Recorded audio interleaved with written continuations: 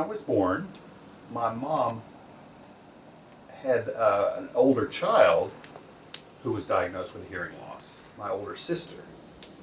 That caused my mom to be a little more alert. I'd say about 4 months later, at that time, they didn't have good detection methods in place. So she just observed me, and when I didn't respond well to noises or sounds, for example, like the vacuum cleaner, or, she became a little suspicious and reported to the doctor. And through different trials and errors and experimentation, they determined that I did have a hearing loss. And then later, the audiologist confirmed that, and confirmed that I'm profoundly deaf in both ears. Do you know about how old you were when that was determined?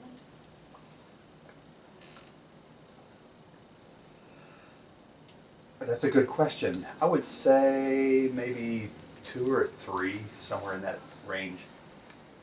But my parents knew earlier than that. Mm-hmm. And then we went ahead and got early intervention services. Thank you. Have you ever used a hearing aid? I noticed you don't have a hearing aid on today, but have you ever used a hearing aid? And what were the positive and negative effects of that hearing device? Sure. I'm happy to comment about that. When I was growing up, Mom wanted me to have what was best for me, for both of us, my sister and myself. And we both had hearing aids. I did have one of those old body aids with the harness for a couple of years, and then switched to the behind the ear aid. I used the behind the ear aid. I could hear with the hearing aids on, but the problem is that I couldn't tell where the sound was coming from or identify what the sound actually was. But in my home, my mom was the only person who called my name. There were just the 3 of us in the house. So it was quiet most of the time. So when she called my name, I knew that somebody was calling somebody. So I'd go see what it was. And through the years, I went to school, wore my hearing aids, but I really didn't benefit from it.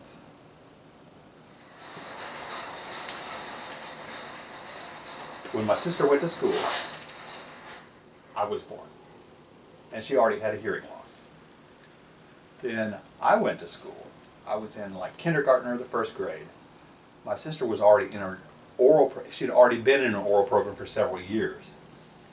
And then another program opened up, known as Total Communication. They use sign language and speech at the same time, and that was what was occurring in that program. So I was given the option of going to the oral school or the Total Communication School. So I visited the Total Communication School and fell in love with it. So I asked to be transferred to that program in the 2nd grade.